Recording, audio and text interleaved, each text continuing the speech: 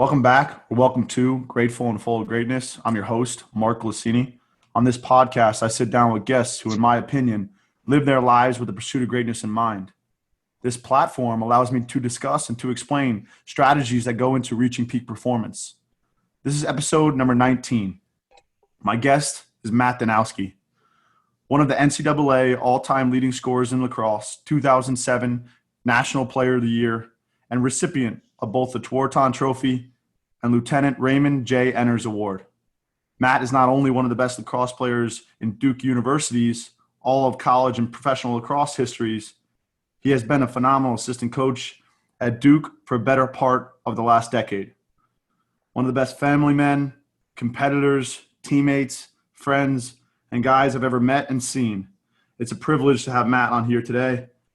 Matt, thanks for being here. Mark, thanks for having me. What an introduction. Before we dive deeper into your approach of your profession, your craft, your day-to-day schedule, could you briefly share where you're from, who and what were some of your earliest influences for lacrosse, but also your growth in general? Well, it's interesting. I grew up in Farmingdale, Island. It's in Nassau County. Went to Farmingdale Public High School. My dad was coaching at Hofstra at the time. So, and before that, he was at CB Post. But my lacrosse influences kind of date back to all those Hofstra teams, going to practices, watching those guys run around, watching them practice at night, scrimmage, having a ton of fun. The players that stick out to me are Doug Shanahan and Tom Kessler and Scott Dooley and Ramar Clash. And, I could throw on a Hofstra video from 95 and be able to knock out most of the probably roster by just looking at them, So I kind of just grew up around it. Just grew up around athletics, grew up around watching collegiate athletes practice and work out and do their best every day. And then onto high school, I played football, basketball, and lacrosse, and I was just unbelievably lucky. The stars aligned for me in terms of men I was surrounded with. Every coach I had at Farmingdale, from JV to varsity in every sport, was unbelievable. They always pushed you. They were tough on you, and they rode you. But every one of those guys I would consider a mentor to me, and I go back there often as much as I can to see them and thank them every chance I get. Coach Krumenacker, who was my godfather and football coach, he sticks out to me, as being kind of the guy that we all love from Farmingdale. But, I was just really lucky from a young age to be surrounded by a lot of people who, wouldn't let you settle for anything but your best. Awesome. My first episode was with my very first coach who put the stick in my hand. The book that comes to mind is They Call Me Coach by John Wooden. And I think just being called a coach is so special. No matter how old an individual gets, you don't even call them by your first name. They call them by coach. I feel the same way about the coaches that I've had. I think it's instrumental in the growth, right? Parents, yes. Teachers, yes. But coach, especially in athletics, you and I could definitely point to a bunch of coaches who help with our growth. And that's what this is all about, is pointing to them. There's probably so many chapters in your lacrosse journey. You already touched upon some. However, what are some of the top moments that you remember from your earlier years, high school, college, pro, and why are those the top moments in your lacrosse career? I got a lot of them, like you said. I can think back to a middle school lacrosse game where we beat Garden City. As an eighth grader, that was like the biggest deal in the world. Coach Anthony Tefano, was our guy, and it was like the biggest deal to beat Garden City because they were always the best in Nassau County, so we beat Garden City. Then, in high school, we, as ninth graders, a lot of me and my buddies, we played up on varsity and we struggled. We weren't great. And at the end of the season, coaches reminded us that we weren't upholding the standard. We had one of the worst records in the history of Farmingdale lacrosse as a freshman. So, we did our best to turn that around. And then, getting to the state championship my senior year growing up, that was always a goal for me and my buddies, was to win a state championship. Unfortunately, we fell short. Andrew Hanover and the West Genesee Wildcats took us down by 1 up at Syracuse. I still haven't watched that game. I've never watched it completely through. But I remember those moments because it was true. Like, it was me and all my friends playing lacrosse, and playing football and basketball together. It was just, it was what we did. So those memories I have, I can take you back to a lot of games in high school that I can think of off the top of my head. But, those stick out to me as, wearing the Dale Green jersey and those memories, they'll never fade for me. Awesome. Outside of the sport of lacrosse, in general, Duke University has been a big part of your life for a large amount of time. Could you try to put into words what the school, the Blue Devils, Duke just means to you? Duke was something I knew nothing about. I watched them growing up. on TV, and I watched Coach K and Wojo slap the floor and D up, and I love that stuff. Watching Shane Battier and Mike Dunleavy and those guys, maybe because they were on TV all the time, right? So it became like just my favorite basketball team. Didn't really have one outside of Hofstra. And then during the recruiting process, it was much different than it is now, right? Like it's you don't talk to coaches until the summer of your junior year, and you take official visits in your senior year.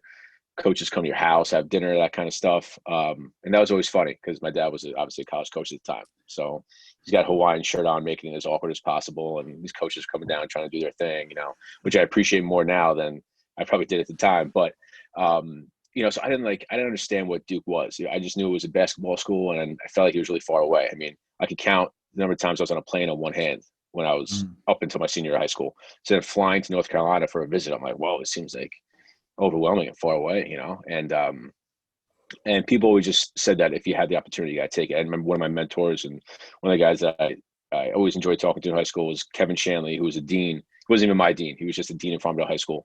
And I would go in there and just talk to him about anything. And, finally one day he told me, he's like, if you don't take this Duke thing seriously, you're an idiot. I said, all right, I'll dive down into it more, and it took me a while to make that decision. But after I did, it was the best decision I've made, obviously, between the lacrosse experience, the education, meeting my wife here, and then as, fate would have it, my dad coming down here and getting the job. So it's, it's changed the course of my life for sure. And, it's kind of weird to think about as an 18-year-old, you make a decision that completely changes the course of your life, and your path. And if I went to somewhere else, where would I be today? So it's interesting to think about that every once in a while. But I met some of my best friends here, got married here. Now I live here. I'm raising 2 kids with my wife. So it's outside of where I grew up, it's it's the most important place in the world to me. Awesome. You touched upon it a little bit there. One of the best relationships and dynamics in our entire sport is that of you and your dad. Can you talk about what you've learned from him, whether it was in your earlier years or now coaching side by side him, and perhaps on how that father-son relationship evolved over time to where it is now?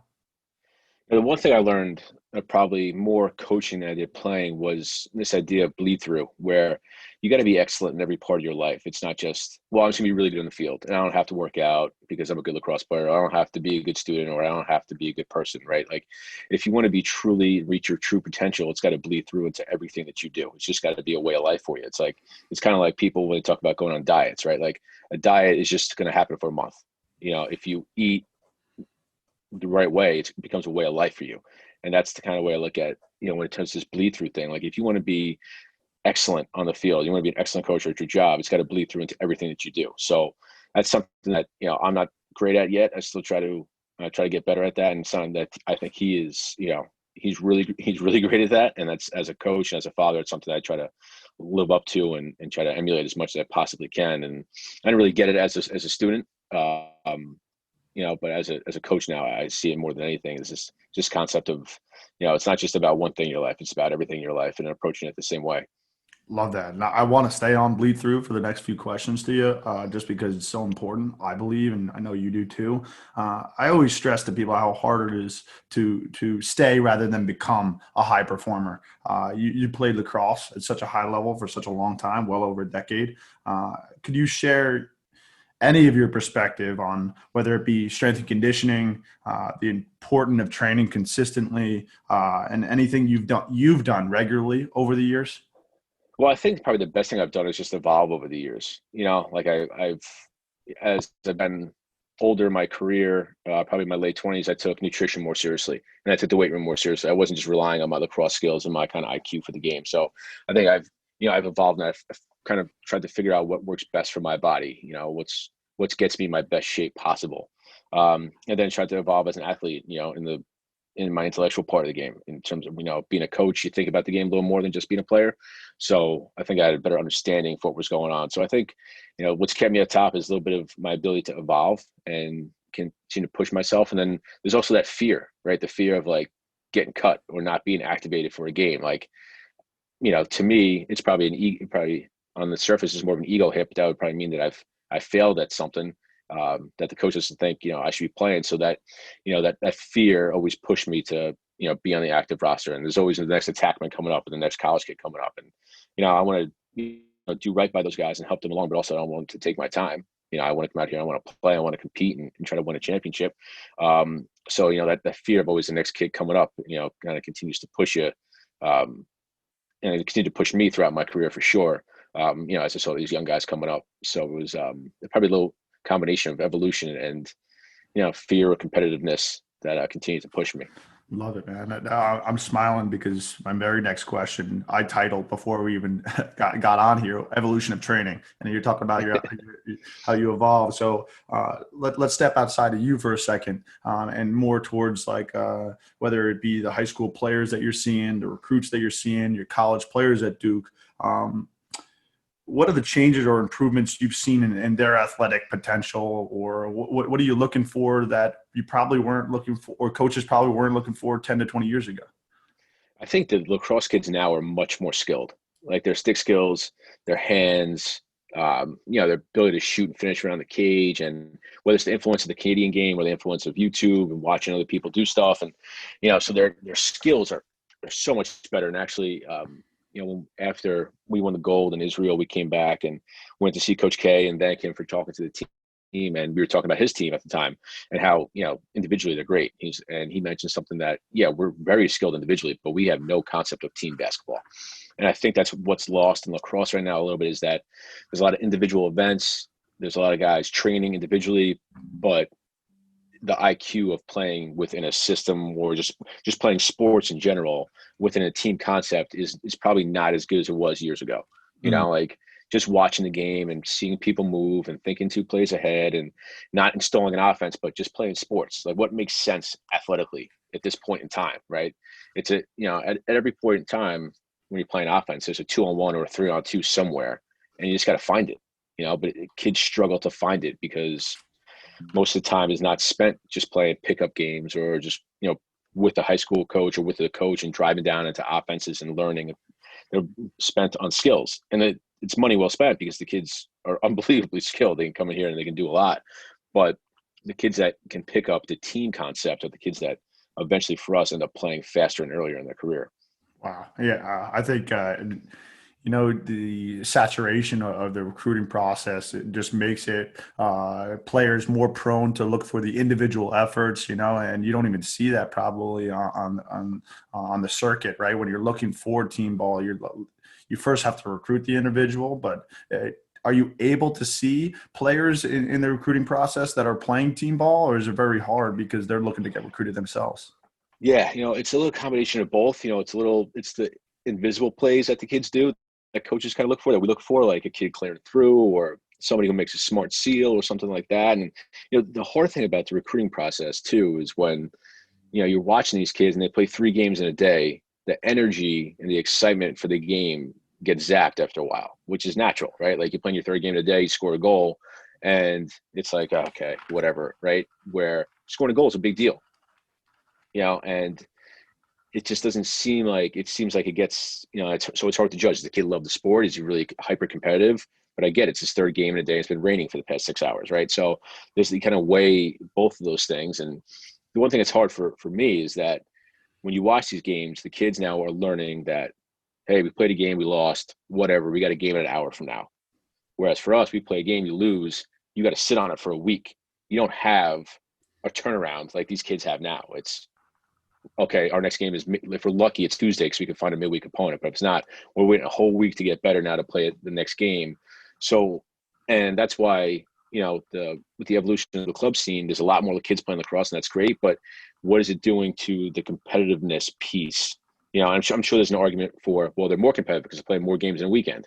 And that might be true as well. But when you watch it and you watch the lack of emotion in some of these kids, you start to wonder, is it the best thing? I know, like in soccer, in the recruiting process, they play 1 game a day, and their tournaments are longer. They're over 4 or 5 days, but the kids they're focused on that 1 game. So I think there's probably some ways that we could, do a little bit better on both ends. But again, it's finding that in the kid. Is he hyper competitive? Because to play at the college level, you have to be hyper competitive. You're not going to be successful if you're not. And it's, you talk about does he love it? And you talked about energy being zapped, but keeping the competitive fire. Two things come to my mind. I was speaking to Anson Dorrance, right, one of the greatest soccer coaches of all time, and he said all the way up to the college ranks, you need competitive fire. If you have unbelievable, insatiable competitive fire, you always got a chance to be in a game. And then when you get to the world stage or the pro stage, you need love for the ball, right? Would you be playing with the ball even if we had no program here? And then I was speaking to Scott Cochran, who's strength and conditioning coach for Alabama. He was under Nick Saban for 18 years, won 6 national championships. And I was talking to him. He's under the belief that if you bring him somebody who's big and fast, he'll make him strong, right? And one of the things that I asked him, I said, what is the first thing you're looking for in a recruit or that new guy that walks into the weight room? He said one thing: does he love it? Does he love it, right? Because that's what you kind of see. You're talking about 3 games in a day. There is a positive side to it, right? Can you still get up in that third game? I think that's really interesting. Going back to your point on energy and being zapped, I want to stay on that for a second, and it's more direct inside the physical realm of health and performance. But how's your view on recovery changed over the years when you were a young student athlete? I'm sure buzzing around, but now all the way to a veteran pro player. Yeah, I mean, it's, the buzzword right now is load management, right? Load management. You got to make sure that, the kids that you're working with aren't, you put too much stress on them, causing injury, all the wearable technologies now that are out there. And obviously, to me, it's a little bit of common sense, right? Like if you have a heavy squat day, you probably shouldn't go out there and run 3 miles afterwards. Have a squat day, you might want to just sprint it out and get the juices flowing that way. So it's a little bit of common sense. It's a little bit of building toughness. I mean, the weight room, I think guys can get up for. You can get up for the weight room because there's energy in there. It's a closed space. Music is on, and you look into, you see progression. You see 5 pounds here. You see 10 pounds there. Fitness and conditioning and that stuff is I think it's a little harder to get up for because kids don't love to do it. They just want to be good at it, but they don't love to do it, right? So you try to make that competitive. You try to make that fun. And at the same time, you just making sure that you're not grinding these kids into the ground by also building a little bit of toughness. Understanding that if they got through something today, that they got better. Whether it was tough, whether they didn't perform as well as they thought they could have, the fact they did it and they gave it their all is getting better. And that really leads us into this fear of failure concept that we talk about a lot. The kids that we get and the kids that we see, they're high performers in high school, right? They're great in the classroom, they're great on the field, obviously, but they're so scared to fail that they don't want to put themselves out there a lot. They'd rather, they don't want to put 5 more pounds in the bar and not get it, or they don't want to say the wrong thing to the coach because they don't want to look vulnerable, that kind of deal. So the weight room we use a lot more for the mental aspect and the physical, and getting the kids used to failing. Like, hey, you're having a great day in the weight room. Go ahead, push yourself to the max. Get 5 more pounds, and then fail, and then learn that it's okay.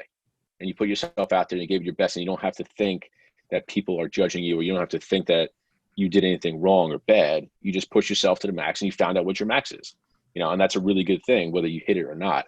So we use that a lot for the weight room and for the conditioning, is to try to eradicate the fear of failure. Because if you're scared in there, how are you going to, play with your weak hand? Or how are you going to do something outside of your comfort zone when you're on the field? So to us, that's, it's that bleed through concept that goes hand in hand with everything we do. So we use the strength and conditioning and the sports performance a lot for that mental aspect of it as well.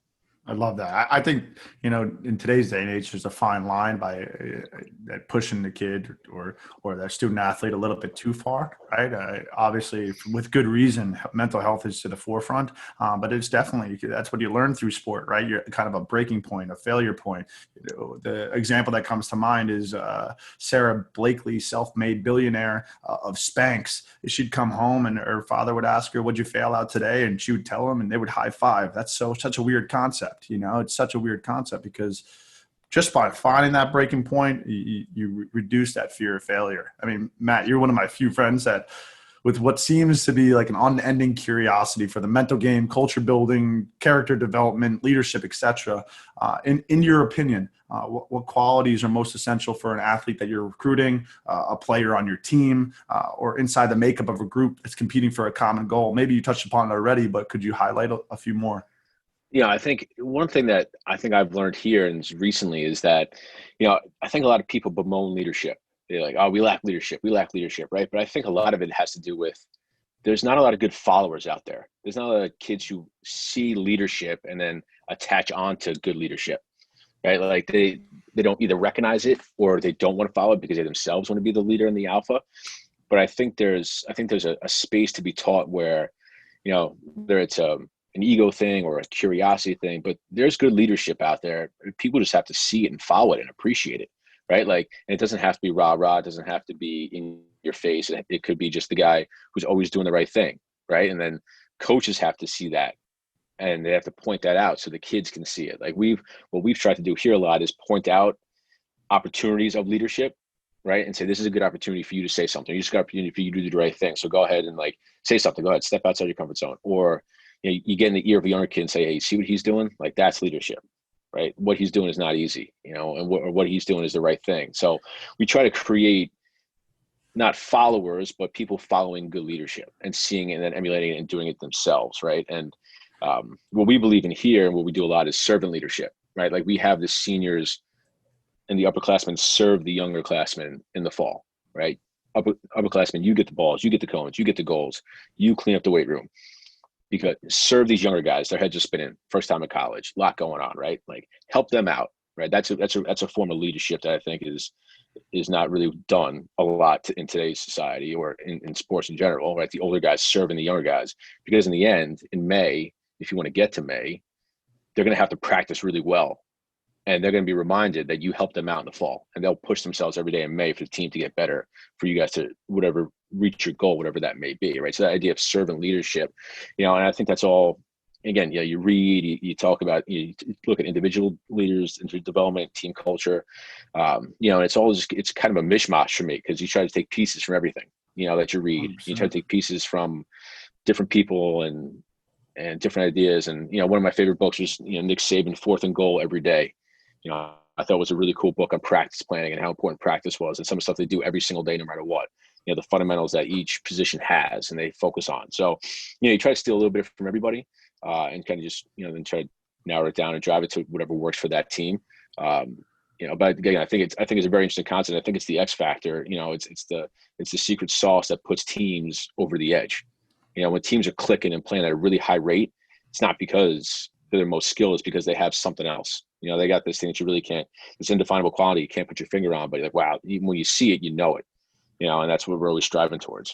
I love that, man. You give me so much to work with there. The mental game is all about the success leaves clues, right? And life's a strategy game. There's strategies to be had. There's somebody out there or a team out there that's doing what are getting the results that you want. And if you follow or emulate what they do, you'll get what they had. And just inside the mental game, I remember this story. It's a silly video that my mentor, Doc Gilbert, shows to our graduate students in applied sports psychology. They're at this like dancing venue, and there's this silly person that's just dancing by themselves, right? They're dancing by themselves, and everybody's staring like, what a weirdo.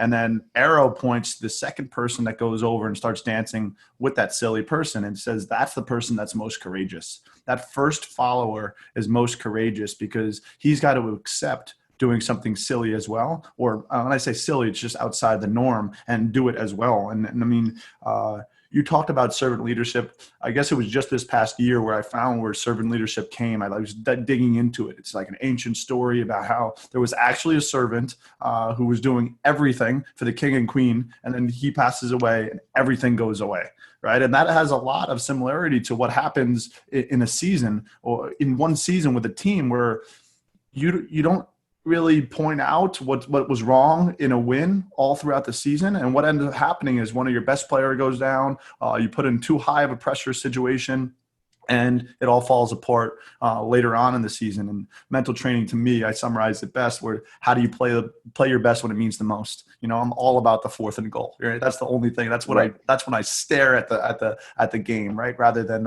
it's a casual game on TV. That's when it matters, right? That's what it's all about.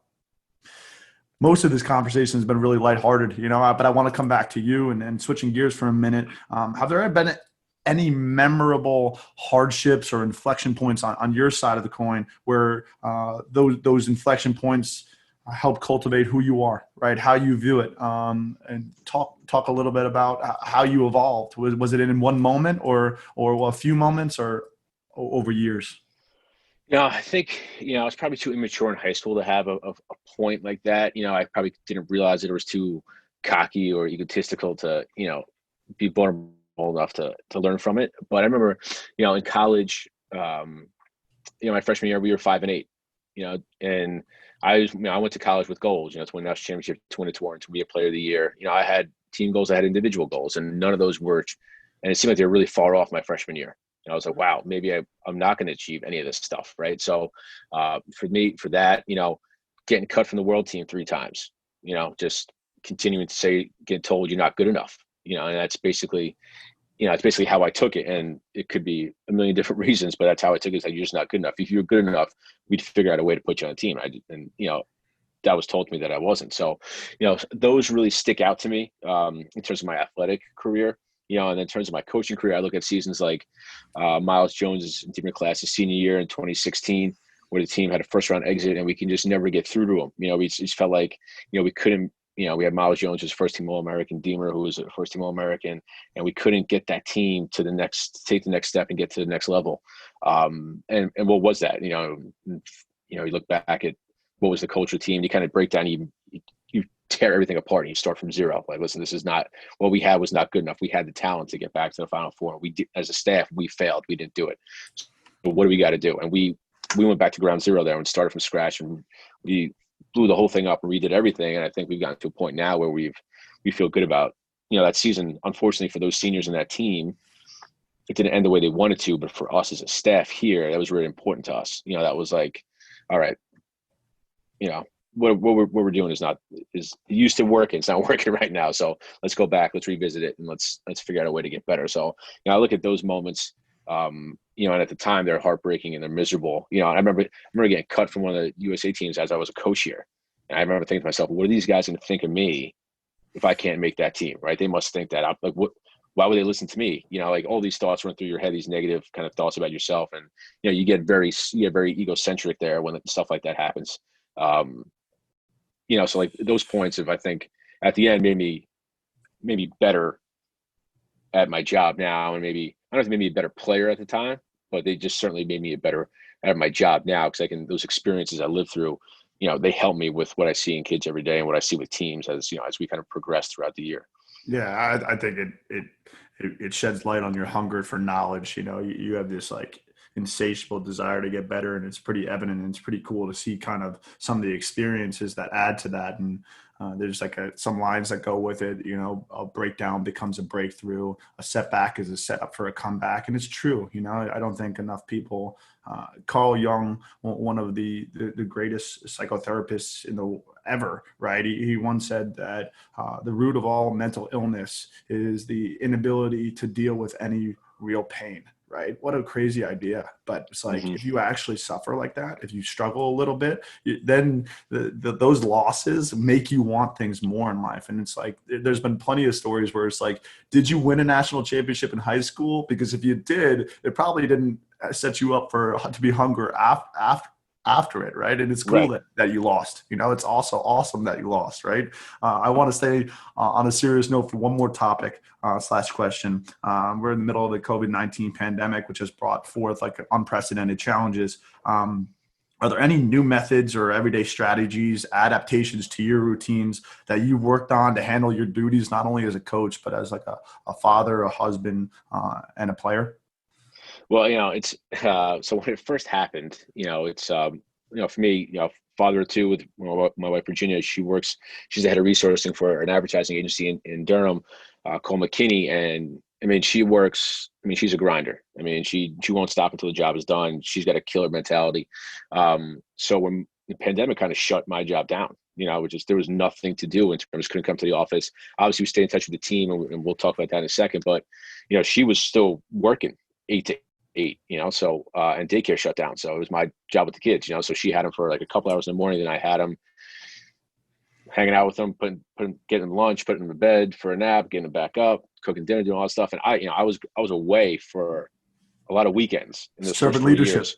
So I tried to make up for lost time in terms of like, listen, this is what Virginia was doing when I was gone playing lacrosse, having fun, competing, seeing my buddies, and she's doing this every single day. So I had to put myself in that mindset, like, wow, this this is not something I'm used to, not that it's hard, but it's different, so I had to get myself to that mindset to being like, this is what she was doing every day you were gone while you were off gallivanting around the country playing lacrosse, right? So like, it's not that bad. You can deal with it. So like, that was certainly a change for me. I never appreciated coaching lacrosse as much as I did during that portion of trying to, keep two kids busy as much as possible without just like saying, all right, put on the TV, I need a half-hour break, So I learned a lot there. And then, with the team, I think, we did a really cool speaker series here where we brought in a guest speaker to talk to the team, if not every day, every other day. And it could be anybody about anything. It was mostly sports related, but we wanted to get some people in front of the guys who just do great things in their life, to show them that this is what you could be, So we've had, we had anybody from Dan Quinn, who just recently let go as the Falcons coach, which I think was a rush to judgment on their part. But we had Dan Quinn. We had this guy, Ramar Clash, who played for my father at Hofstra, who was a Secret Service agent and now works for diplomats in Sao Paulo, Brazil. So we tried to show them the spectrum of stuff and, awesome. Find common threads of what these guys were talking about, these guys who were high achievers, like you talked about, what the common thread was for those guys. So, it wasn't about lacrosse for them at that point in time, because there's obviously bigger things in the world going on, but it still was about, hey, every day getting up at your normal time, putting your clothes on, eating breakfast, going to work out, doing something, trying to continue to maintain a sense of normalcy. And I think we gave them that with our daily Zooms, whether that was guest speakers or not, it still gave them like a sense of structure throughout their day. So hey, I get my workout and I can do it before, I can do it after the Zoom. So like we tried to maintain a little bit of normalcy until the end of the season. And then we spaced out a little bit when the summer came. But so I think that paid dividends right now for this team and what they look like in terms of they're just very happy to be playing lacrosse right now, but I think keeping them together like that has helped this team probably come together a little faster in the fall than we've been used to. Yeah, I think having some sort of consistency or constancy during when every schedule is breaking and fracturing, I think that's awesome. Something that I've turned to a lot, and I saw it before the pandemic hit, but I've been using it with clients a lot, is the Taysom Hill story. He's a Swiss Army knife for the New Orleans Saints, right? But I encourage people to go watch the 8+ minute video of him on YouTube, just telling his whole story. I mean, this guy goes through back to back injury and then loses a sibling, right? And it's like, wow, why are all these things falling on top of him at once? And you can't even believe that he's doing what he's doing now, right? And he's the epitome of somebody who's willing to find any role to help the Saints win a game. But I analogize that to what you did, right? You've had such a high level of competitive and energy and fire since I met you, Matt. And it's like finding it, whether it's with the kids at home or with the speaker series with your team. It's just awesome. I recently put you in my top 5 teammates of all time with when I was asked by US Lacrosse Magazine. Why I said it was because of your Shakti pod, your exchange of energy, and how your energy is always worth catching rather than avoiding. Where do you think you develop that kind of charisma, and how do you maintain it on a day-to-day basis? Yeah, I think it started with my dad. He's obviously growing up and being around coaches and being around teams. And one of the things he always said is make sure you get the balls. Make sure you pick up the balls after practice. Football, basketball, whatever. Always stick around, help out.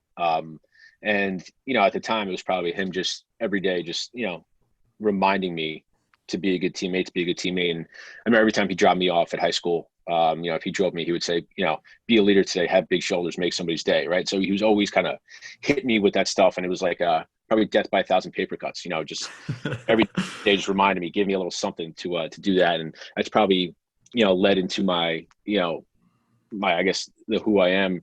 And I always thought, like, as my career went on, especially in the MLL, was that you start thinking about legacy a little bit, and it's like, what's it going to be, right? And for me, it was never about being the best player of all time. I just always wanted the guys on my team to think I was a great teammate. That's really was like, and it's like as you go on, like, yeah, you want to be the best, of course, but only one person's the best. So you probability wise, it's not going to be you, right? Unless everything falls in line, you get lucky. But for me, one thing you could always control was your teammates and your team. So I always thought that when I retired, when I left and stopped playing, I just wanted the guys I played with to think that I was a great teammate. And I wasn't really worried about my opponents. If my opponents hated me, that's probably a pretty good thing. that means that I always had my teammates back first, and I wasn't really worried about them. But if they got a chance to be my teammate, they would get that same level of, respect for me. So, it's kind of took over the way I looked at things as I went on in my career. And it's probably one of the reasons why I coach now. It's kind of just goes hand in hand with it. Yeah, I love that philosophy, man. There's not too much to be said about it. I think I was working with an owner of the Boston Celtics one time. He told me this story about Kevin Garnett, where if you join the Boston Celtics, he sets you up with this guy and go get you a couple suits, and then if you leave the team, he removes your number, doesn't talk to you anymore. I think that there's something to that, and in your fighting years, in your sporting years, maybe there is something to that, right? You're taking care of your team first, and then them looking outside of it. Listen, I think it's okay in sports to have a good, clean hate. Sometimes you got to find that. Especially if you're playing a professional sport where you're doing something else during the week and you got to try to rev your engine a little bit. It's okay to have a good, clean hate. If you're playing your rival, it's okay to fire yourself up like that a little bit. And get that going. And listen, I'm a really sore loser, so and I hate to lose, so. It may be to a fault. It's not something that I'm super proud of, but at least I know it about myself. And I think it's okay to have that as long as it doesn't make you a completely bad person. When you're off the field. So I think in sports, I think that's all right every once in a while. Yeah, I'm obsessed with this idea that people get put in this sphere as an athlete or whatever they do for a living, that just becomes them. And I think that you bringing up legacy is a really great point, because that's a through line through no matter what hat you're wearing, right? Because you've been an excellent player for a long time, but now you're a father as well, right? You're a husband, you wear all these different caps, and it's just so important, the essence of you, how you carry yourself here all the time. I just absolutely love that your father used to say, put your shoulders back, be a leader today, because it doesn't matter what your role is, really. You can be a good teammate. Like Willie Mays, for the New York Yankees, all it says at his statue at the stadium is he was a good teammate, right? And that there's something to that, right? There's a lot to that. So going even further as your roles change, right? Going further into the future, where do you see yourself in 3 to 5 years' time? What do you think will be different, or what do you imagine will stay the same about you? Are there any endeavors that you've been putting off that you think you'll invest more time into? Yeah, 3 to 5 years, I hope to still be coaching. I hope, this COVID-19 pandemic, it's changed a lot in the landscape of college athletics. So I hope to still be coaching, maybe on my way to being a head coach. Certainly that's a goal for me one day, is to be a head coach. And 3 to 5 years, my daughter will be 9. She'll be in elementary school or close to middle school by then. So that's kind of wild to think about. But hopefully, still be doing a decent job there, with my wife Virginia. And then, for me, off the field, there's some stuff that I'm probably interested in that I could probably do more with. I think what you're doing here with this podcast is really cool. I don't think I can do that, but I still think I can get involved in helping coaches a little more than I do now. We do in the past, we've done a coaches clinic here. But, I think for the sport of lacrosse to grow, the way that we all wanted to, we need better coaches in parts of the area that don't have a history of lacrosse. Those areas need help. So I can do a better job of getting involved there with just helping the game and helping, because that's good for, it's good for everybody. It's good for our sport. We need more people playing. We need the demand to keep rising in order for colleges to think that and to know that it's viable and it's worthwhile to have, college lacrosse, in their landscape. So, I definitely want to get involved there, and then maybe one day take my wife on a vacation. Hopefully I can do that once, save a little bit of money finally and get a babysitter for the kids. Oh, I love that. That's awesome. There used to be a all-time great coach in Westfield, New Jersey, football coach, I believe. He came to our course when we were teaching, and one of the students asked him, what's the number one thing in being a great coach? There's many different answers to that, right? But his was pretty interesting. Make sure you have the same staff for a very long time so that you can focus on building a program and the players, and you're not coaching the coaches. Right. I thought that was awesome, because you talked about coaching the coaches, and I completely agree. There's I think one of the most important things, and we started the podcast this way, is having coaches that know what they talk about, that are empathetic leaders, that really take you to a place that you should be. Because is there anything worse really than having a coach that's leading you in the wrong direction? I mean, that's tough to think about. Yeah, and that's where lacrosse needs to do a better job, is that we're very disoriented, right? Like we don't have a governing body at the moment right now that has put standards in place that allow for us not to eat our own. We got the indoor season that overlaps with the outdoor season. We got the outdoor season that's going on at the same time as recruiting season. And the college season starts in the spring. And it's like, you go to any of these events and you're looking at, coaches who knows if they're certified, in terms of CPR and first aid or whatever else, right? Like we got to do a better job of looking at the other sports, looking at U.S. soccer and how they do things, looking at U.S. hockey and how they do things. And, because listen, at the end of the day, if we want lacrosse is very expensive, right? The equipment's expensive, being on the club team is expensive, field space is expensive, all that stuff costs money, right? And if we don't have, and we're not organized, then we're just going to be who we are. We're not going to continue to evolve, and it's not going to spread across the country. It's not going to get into more urban areas if we're not organized. So we need to do a better job of organizing the sport from the top down, so the coaching gets better. So you have to pass this coaching course in order to be a coach at this, whatever it is, like there needs to be more organization, and we can look to other sports to help us with that. But again, that takes time, it takes energy, and it takes people, it takes people who have the time to do that. Absolutely. But, I think for our sport, that if it's going to continue to grow, we need to be more organized. We need to care more about each other than what's best for me at the moment in time. And that's, and, you see at the professional level. The professional level is crazy. And I'm glad that, the PLL decided to work with the NLL and have their seasons apart. But for years, these pro guys had to make decisions. I'm going to play indoor or I'm going to play outdoor, because there was half the season was overlapped. It's like that. If there's ever a level of disorganization and not working together, it's right there. It's right there in front of you, right there. So we need to do a better job there across the board of lacrosse being organized and doing what's best for the kids, which I think at the end of the day is coaching. I think that's so helpful in terms of the construction of what the sport needs. Something that you just provoked in my mind is I want to ask you like a two-parted question. One would be it both revolves around what do you know now that you wish you knew then, but what do you know now that you wish you knew then as a player, right, when you were first getting into the league, and then what do you know now that you wish you knew when you first got into coaching?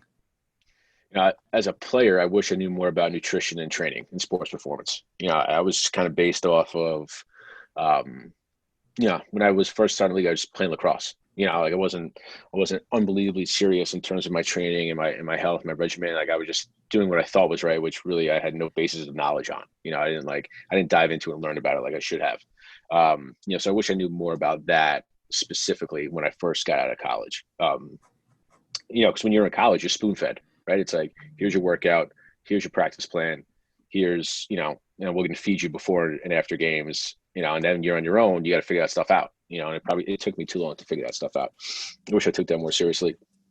And then in coaching, I would probably say like coaching, I was spoiled. Like my first 2 years coaching in 2013, 2014, we went back-to-back national champions with older teams, junior and senior led teams. Right. So like, I probably should have hung it up after that and became a consultant. Say, like two-time national champion. Like I got it all figured out.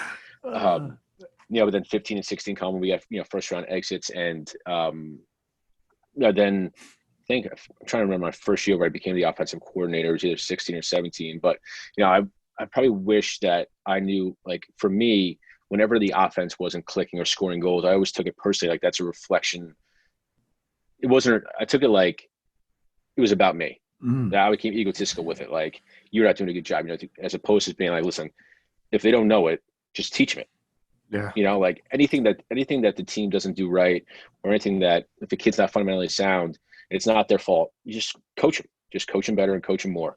And it doesn't mean you have to coach them harder and scream and yell at them or make them run. It just means you just got to continue to coach them, continue to chop at it. And eventually one day will click. And if it doesn't click, then it doesn't happen, but you gave it your best shot and you did what you thought was right. So I wish that I just, didn't take it so personally and be so egocentric about it earlier, and just continue to chop wood and carry water and just say, all right, we just got to keep on working at it. If the team doesn't know it yet, the coach's job is to get you guys to understand it, So, it took me a couple of years as the offensive coordinator to learn that. I love it.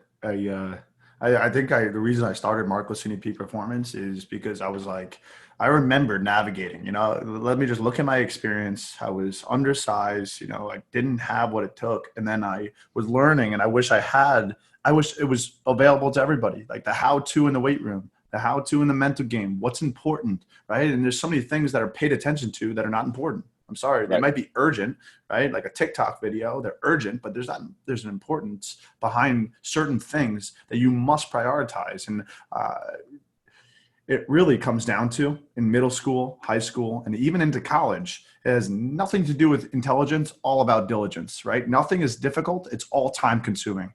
Right. And I could go on with that for hours, but if you find out the how to, which is why I started Glicini Performance, is like that can really make things easier. Now I just have to prioritize things and focus my energy on those things. And if, as long as I have love for the stick, if we're talking about lacrosse, and competitive fire, the world can be your oyster. And I'd love, you brought it up multiple times, ego, right?